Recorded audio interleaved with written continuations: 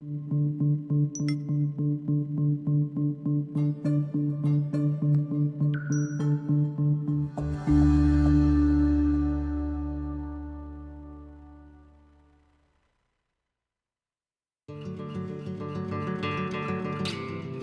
by day, little by little, we write the story of our lives. Join author Joe Alch on a walk down memory lane with tenacious humans who didn't let their circumstances dictate their life and what they could become. Welcome to the Lemon Tree Memoirs of Courage podcast. Hi everybody, welcome to the Lemon Tree Memoirs of Courage. I have two very special guests. One is returning, Beverly Maunus. I also have Lena Smith, and we are talking about grandparents raising grandchildren. It is quite an epidemic. And Beverly and Lena started a nonprofit called Grand Love. It is an amazing organization, and I had Beverly, you as a guest a few weeks ago, and we have had so much response to that particular podcast that I wanted to have you back again and just talk about what's going on in the communities with grandparents raising grandchildren.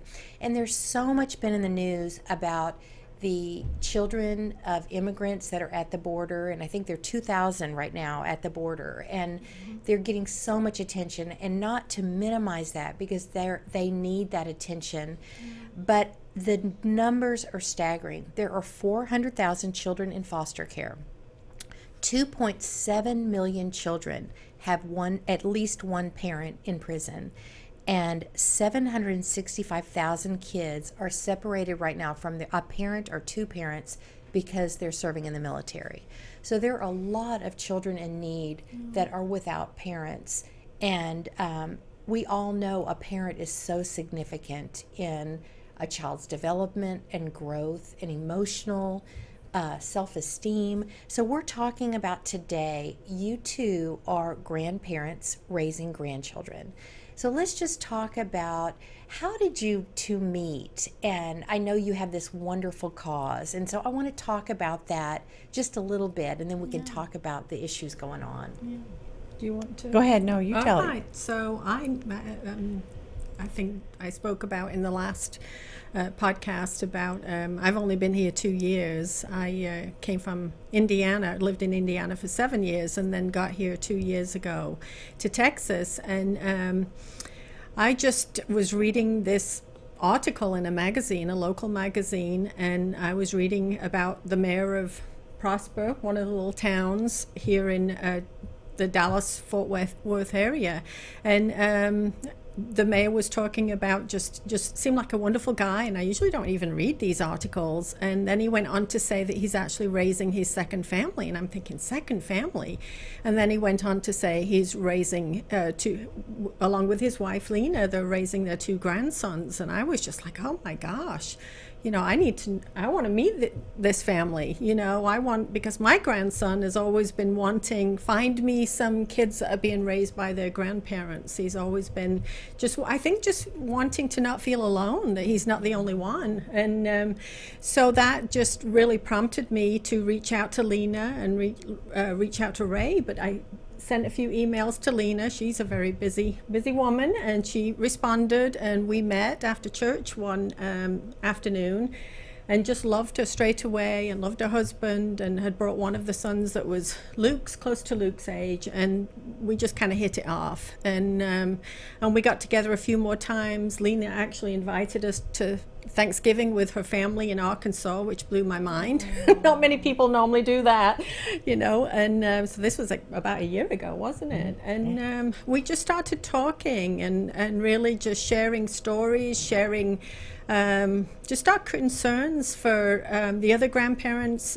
We joined a site, Grandparents Raising Grandchildren, which is a closed group with thousands and thousands of other grandparents, and really just seeing the needs. You know, we feel very fortunate that we're not in the same position. We're not on Social Security. We're not in our 70s. Just so many, we're not disabled.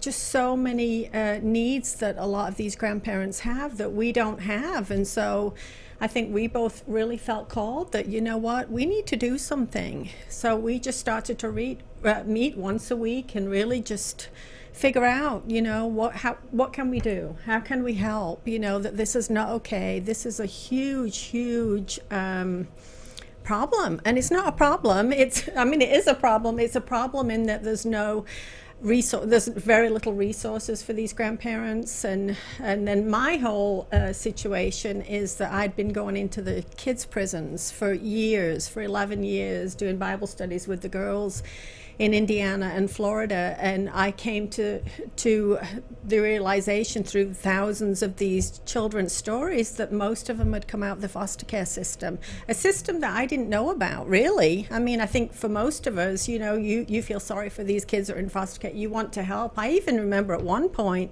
having a magazine, and it had all the little kids' faces, almost like you're picking out a puppy from a pet store, and it broke my heart. And asking my husband, can we get one? If everybody would just every Christian family would get one foster care child, then you would get rid of, foster care. And so God really put on my heart, I think, just being around these kids, and some of these kids in these jails had been in 20, 30 different foster care homes, and just the abuse that took place. And I'm not in any way, shape or form, I've got some really great friends that were foster care parents too, and there are great foster care parents, but I think, to be honest with you, the system is very broken, and that a lot of these children, are not taken care of.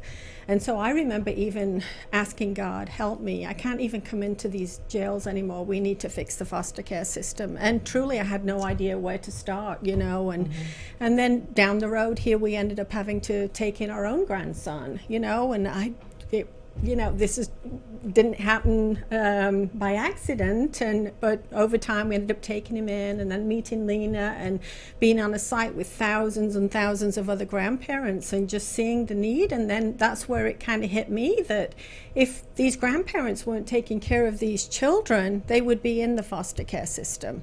So really the way we fix the foster care system is to pour into these grandparents. And so do you mind, Lena, sharing your story of how you wound up raising your grandchildren? No, not at all. We have 3 grown sons, and our middle son went off to college and got into drugs and alcohol, and had the addictive gene, unfortunately. And when he came home, he just started running with the wrong crowd, ended up getting multiple women pregnant over a 5-year period. And the first 2 grandchildren, or the first 2 children, were brought to us by CPS, and they have different mothers, but he just, struggled with addiction, and still does today. Now he's on the other side of it, and he's clean and sober, and we're real proud of him. He's now married, has a son and a second one on his way. So we're, proud of him, but it was been a long battle to get to this point. And the 2 boys we got the first one when he was 3 months old. We got the second one when he was 18 months old. And it was hard at first. I know what these grandparents go through as far as just, we were in our, mid 40s. Our kids were all grown. We had children young, so we thought, we were well on our way to the golden years and traveling and vacationing. And literally, at 45, I had one on each hip. So huge life change, huge financial adjustment. And, again, like Beverly said, we're very blessed. We, my husband and I have been blessed financially, and we're younger than most grandparents getting grandchildren. So the struggle wasn't as large as it is for some of them. But you can't, even if you do have the financial means and you're fortunate that way, it's still a struggle. It is a struggle. There's still, I know, just being able to save for 2 more colleges. You're basically starting over. So I know with the closed site, the grandparents raising grandchildren, I know, what are some issues for grandparents, just so the public can know?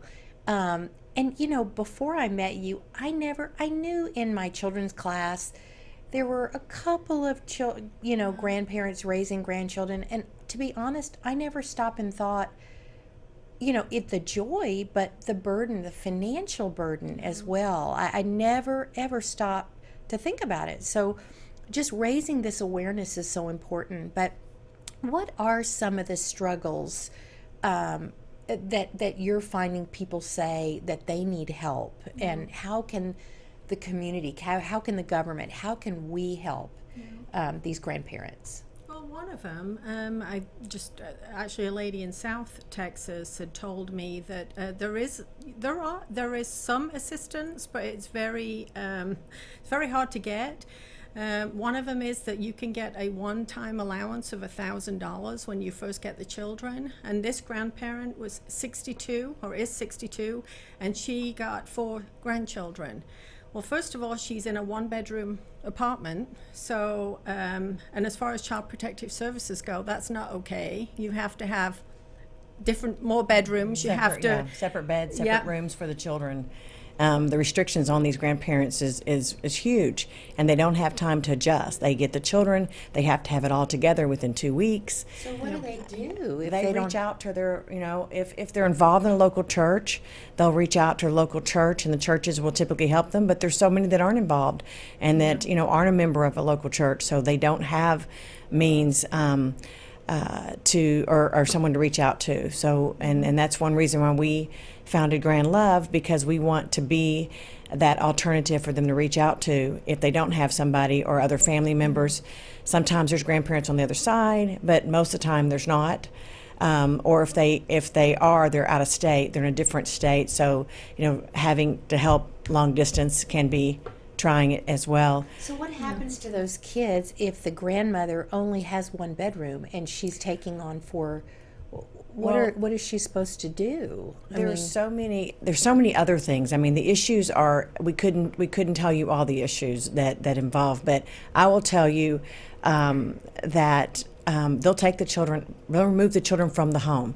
We had a situation with our grandson, and this is just one of many, many, many situations where the mother, the addictive mother or father, they get to choose where the children go once they're removed from them. I don't know if most people are aware of that. So the addictive mother lied to CPS and said that we weren't the grandparents. So we had the child for 30 days. The mother was going through what she had to go through in order to get the child back, but she wasn't meeting all the criteria. So the mother said after the 30 days was up, the mother said, well, they're really not the grandparents. I don't want him there. When she realized she wasn't getting the child back, they took the child from us. They came and they removed the child, and we said, why are you removing the child? She hasn't met your criteria. Where are you going to take the child? And they said, we're taking the child to foster care. The mother says that you're not the grandparents, and unless you can prove that you are, then we have to remove the child from your home per her wishes. This is an addictive mother. $15,000 later, and 9 days later, we got our grandchild and a paternity test out of foster care. But how many families don't have that $15,000? Exactly. And that's true story. And so there's so many of them that just don't have the means, and they'll tell us on this Facebook page that they've got to go to court and they can't afford an attorney, and they're fighting CPS and their kinship. And they're fighting for their grandchildren, but there's hundreds of reasons. There isn't, from food to larger shelter, homes to daycare assistance to just the list goes. Therapy. You think of a child that's been ripped from the mom. The mom's addicted, and then then they're put into foster care, into a new home with who knows what situation that is, and then there's just so many needs. And back to the lady that I was telling you about, the one-time allowance of $1,000 that was given these 4 children, she had to apply for this $1,000. It's like the Child Protective Services will give you the children, but then there's all these stipulations, and you need this, and you have to have this and have that. Here's the fact, you've got to apply for this $1,000. She needed bunk beds, and and that's what she needed the money for. And she got turned down for it because they said because she owned her own car. Her car was paid off, and it was 6 years old, so she didn't qualify. Basically, they told her, you can go sell the car, and then you can buy the bunk beds. Well, there's so much turnover for CPS workers, and they have to see the laws are holding them back too on what they know needs to be done, and that is so frustrating. Yes, well, what can we do as a mayor? Well, first let's start. What can we do as the local community? And I will say, in Dallas area, we are the Bible Belt. We are blessed with great churches. And I know our church has a grandparents raising grandchildren class. And I noticed it the other day. I hadn't even thought about it until I met with you. So, I know the local church can help, but where can we go a step further?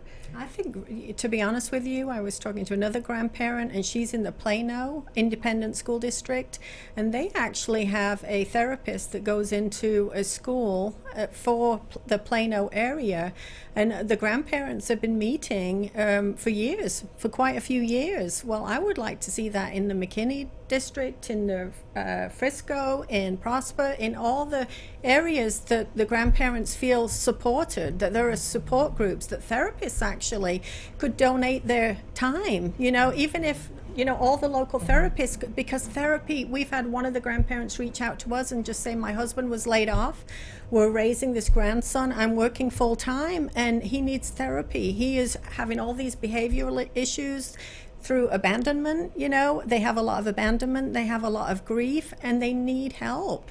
And yet it's $200 an hour. She has insurance. She said, I can't even meet my copay. So right there, that's where we could help. On a broader scale too, we need to change the laws. The grandparents have no rights, and by changing the laws, we're able to change for thousands and hundreds. We do need the therapy groups. We do need the social groups. And Beverly and I have had this conversation. We don't fit in. Where our children are young, but the parents who have children the age of our children are much younger than we are, and then grandparents, people that are our age, and social groups in that arena don't have kids. So we're the empty nesters with young children. Right. Yeah. But really changing the laws, we need to support, whether it be financial, physical, attorneys, lawyers. We need support to help change the laws. We need to pass them. There's a bill right now in Congress. It's a grandparents' rights bill. It's got a 5% chance of passing. And so how do you know that? Is that just the statistics? Well, this particular I looked it up on. There's a site that where they post bills, and I can't think of it. I apologize, but it just basically says the bills that are in the House right now and their percentage of passing. Now I don't know if that's true, but it said this particular bill. There's only one, and it's from a state senator in Kentucky, if I'm not mistaken. I sent that to you. I think, and they said this particular website said it had a 5% chance of passing. So we're gonna be talking. Bev and I are gonna be talking to our congressmen, to our state senators. We're gonna be meeting with them. So if they're watching this, please take our calls. Please meet with us. Hear what we have to say. We need to change the laws. We need to help. And we are hoping that Grand Love, our nonprofit, becomes a chapter in every state, and that there are grandparents in every state that want to head up Grand Love to help change the laws for the grandparents and give them some rights, give them some. One of the things that we heard over and over again, really quick, was that these parents need to be given a lot of time to get it together, instead of just these grandparents have raised these kids for 6 and 7 years in some states, and the parents come back and get them after 6 years, and they uproot the child and their emotional state. And these parents need a year, 2 years. That's plenty of time to get it together. If you can't get it together in 2 years, then then the courts automatically award us custody. There's no attorney fees, there's no bills, there's no, just getting custody of your grandchildren or adopting them is a lot of money. So and a lot of these grandparents don't have it. So just changing those laws, I think, is going to truly help. Why is it important? And I do get it, but just explain it for the listener. Why is it important as a grandparent to go through that adoption process? Well, for me and my husband, my husband is the step grandfather. So my son, which is the father, is from my first husband. So my husband being the step grandfather, we went to change our will for our grandchildren, and we realized when we were changing our will that if something was to happen to me, that he would lose the children because he's not a blood relative. Wow.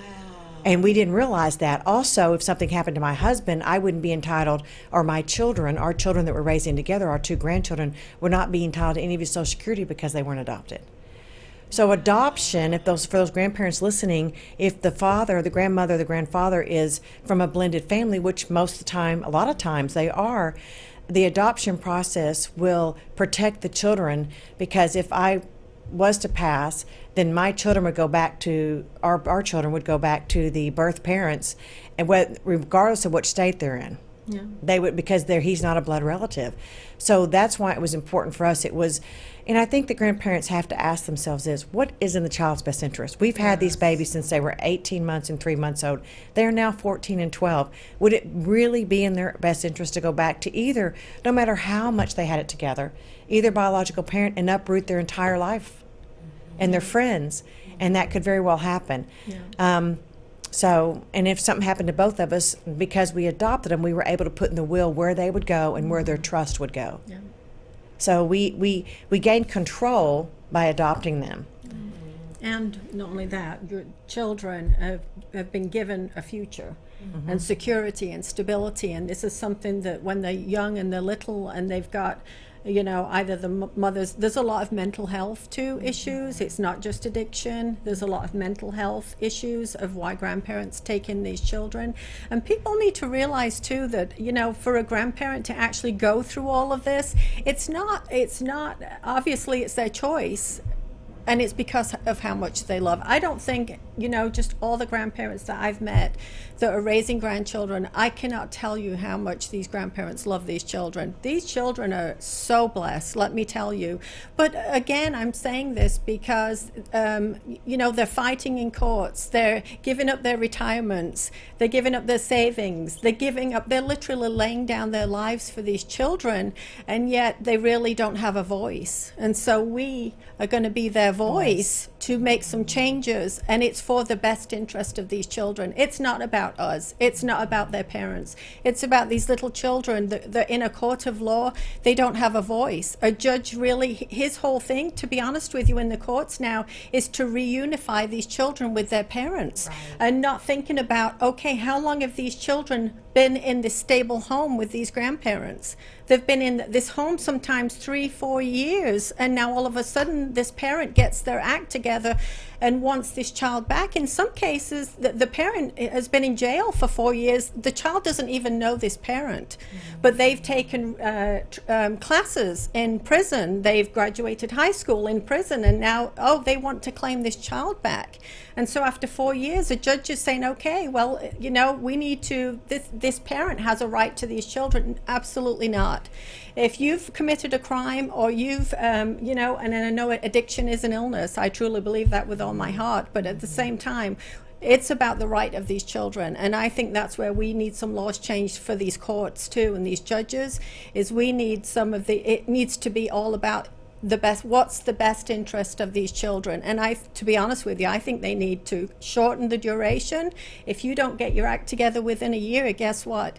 Then you lose your children, because these children deserve to have a stable home, a secure home. People have even asked me, now my daughter's doing better. We've had our grandson for several years now. We've adopted him, and they've even said, are you going to give him back? I said, absolutely not. We adopted him, and adoption is for life. He's not a little, we don't even treat animals like that.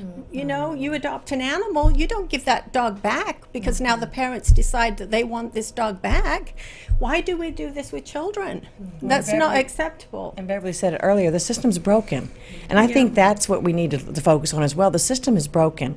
You will remove a child from a grandmother's home because she doesn't have a separate bed for them to sleep in, but you will give a child to an addictive parent without a job, without a home, just because they stand up in front of because the whole court systems, or the judge, I I guess, agenda is to reunite the children with the parents. mother always and wins. it's Child Protective Services. You know, we call them CPS. We forget what that name, what those 3 letters represent. It's Child Protect. Are you really protecting the child when you know addiction is for life? When you know that there's not a doctor out there that will tell you that you ever cure addiction? It's for life. And these parents could backslide at any moment. So are we really protecting the children?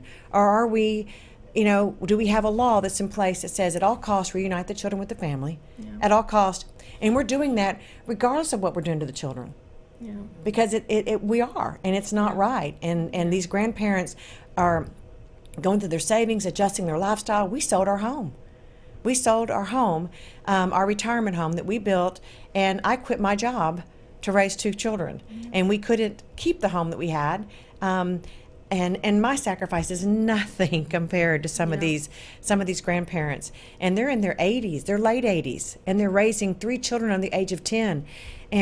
And they'll tell you, I'm doing the best I can. Well, we need to help them. Yes, absolutely. That's not good enough. You just talk about the therapy too. I know my mother left when I was 13. She just left. She found a better life, and I learned in my late 40s.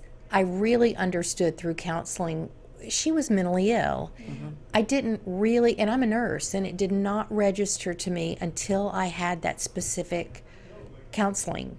I did not, my brain would not register that. And so I think about, and I understand now as an adult, but had I had some of that therapy then, I just wonder how much easier things would have been for me. Yes. So just having those therapists, counselors, and you look at schools, they are one counselor for 500 kids, and how many of these kids are in a broken home or dealing with a parent with addiction or a parent in prison. I mean, it's just so heartbreaking. And I know, just if you could, say 3 things, what can we do, the listener do? What could we do to help raise awareness and make a difference? Let me tell you something. First of all, there's probably about, I don't think anybody knows, because my grandson wasn't in the system. So we probably wouldn't have we probably are not even counted. So I don't know how many there are that are like me, that the child wasn't in the system. So there's really no way of counting.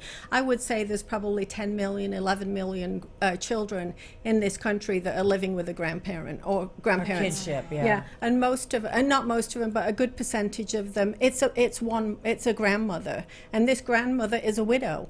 And these children, and I'm calling on the church right now, because these children are orphans. I've looked up in the dictionary of a definition for an orphan, and it's a child without parents. Well, and as Christians, we're obligated to care for our widows and our orphans. We are. And I truly believe it's the church, which we are the church as Christians. It's our job to take care of the orphans, but it's also our job to, let's not look to the world to do this. Let's look inside our own hearts and say, you know what, let's reach out. There's for our event that we just had, I was knocking on doors at different businesses in my town, McKinney, and I met this wonderful general manager of a restaurant, and I was just telling him about Ground Love. He stood there and talked to me with tears in his eyes for a whole hour, and he said, oh my gosh, our neighbors, we live out in the country, and our neighbors are in their 70s and they have 4 grandchildren, and I go mow their lawn. And I said, that's absolutely wonderful.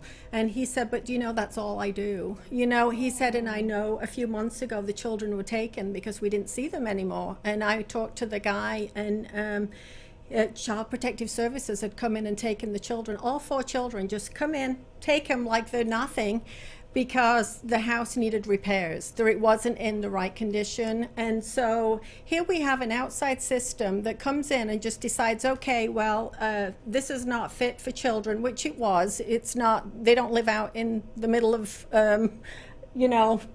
wherever. Right. You wouldn't even do that in Africa. I tried to think to myself, you think of being out in Africa somewhere and a mother with a baby and they don't have enough food, and we don't take that child away from this mother, we bring in the food.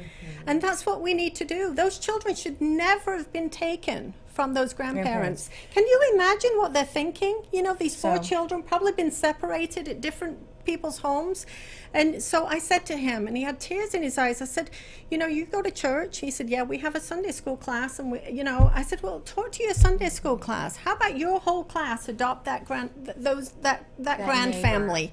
You adopt them. You make sure at Christmas you go over there, even before Christmas, and just talk to them and find out what the needs are. See if they could write a little list of what those children need for Christmas. Take a box of a turkey and some trimmings to make sure they have I think it's just all of us just reaching out to our neighbors and really going, how can I help? Yeah.